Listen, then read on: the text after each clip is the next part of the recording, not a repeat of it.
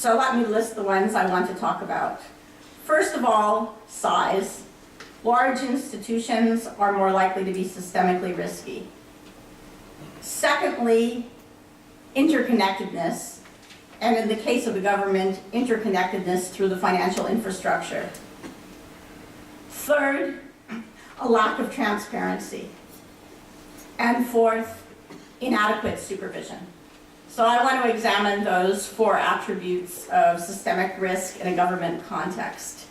Now, I will say that the way that systemic risk manifests itself in the government is somewhat different than in the private sector.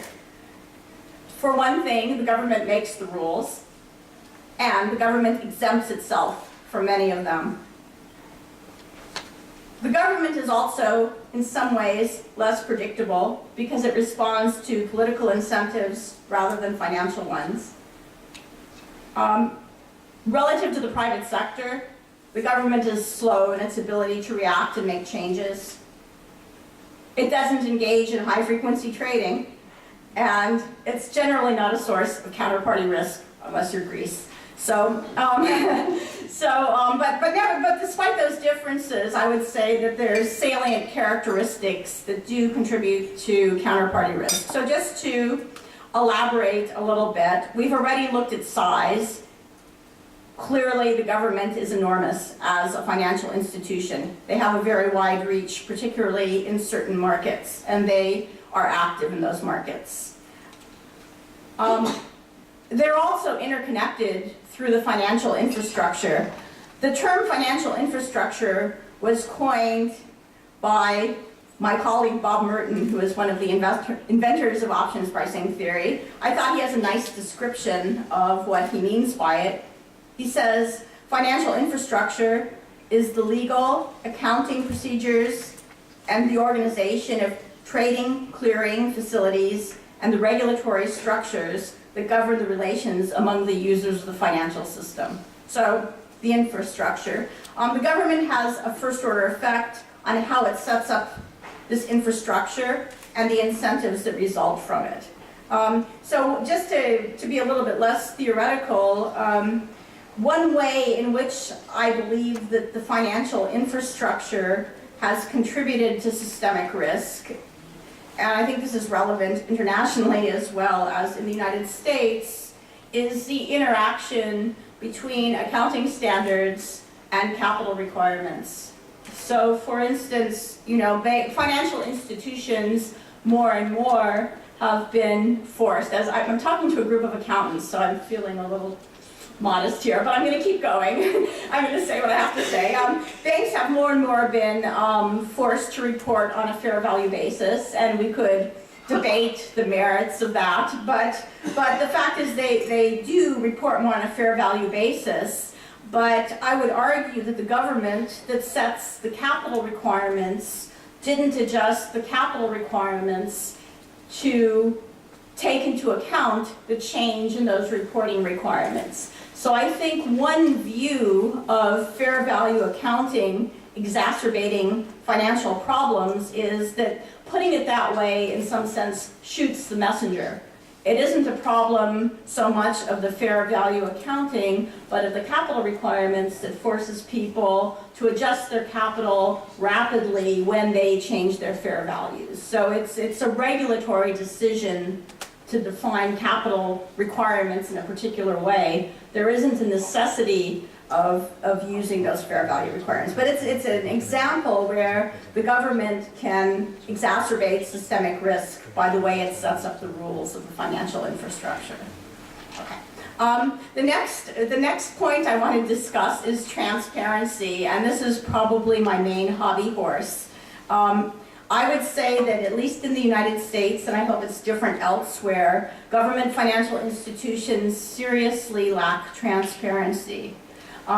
There's the financial disclosure standards that the government imposes on itself are far weaker than what it imposes on the private sector. In the US, if you look across different government agencies, if you look at the housing agencies versus the student loans versus the small business, There's nothing at all standardized in what they report, and they report relatively little. There's no central data repository like the SEC's EDGAR system. When you read the financial statements of the different agencies, it's not like reading a corporate report that seems like an old friend because they're all organized somewhat similarly. They're all different, and you don't really know what to expect. In fact, if you look across different years, you see different information in different years. There's not continuity. Well, just to go on. So another issue, and is that in the private sector, one of the main ways that, aside from accounting data, that we understand whether a firm is doing the right thing or not is through market prices. It's because if a company does poorly, their price falls. We don't have market prices for government institutions. We can't use the market to help discipline them. One thing that could help on the transparency side would be for governments to move more towards doing fair value reporting of the obligations that they take on. Typically what governments do is they treat their cost of capital to be their cost of borrowing. Now that could be a lecture on itself, and it might be your first impression that it's okay to treat the government's cost of capital as their borrowing costs, but it's not.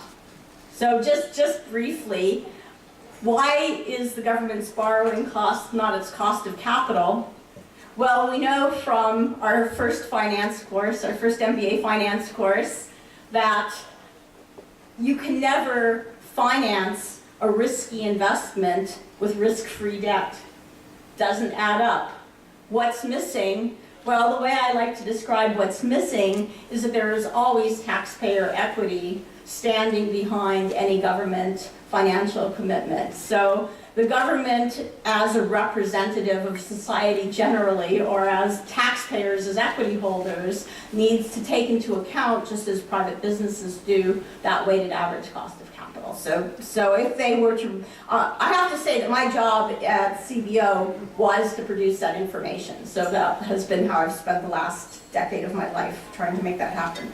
But the government accounting does not reflect that, and it creates a bias towards risky investments. And that bias towards risky investments itself is a further source of systemic risk.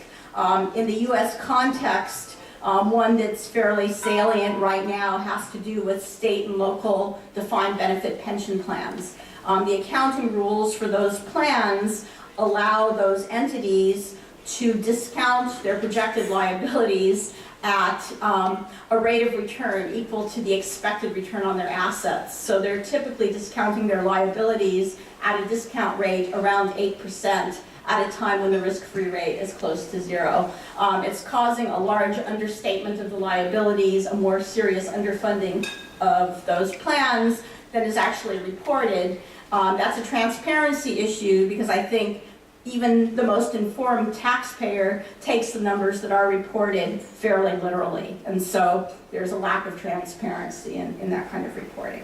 Okay, finally,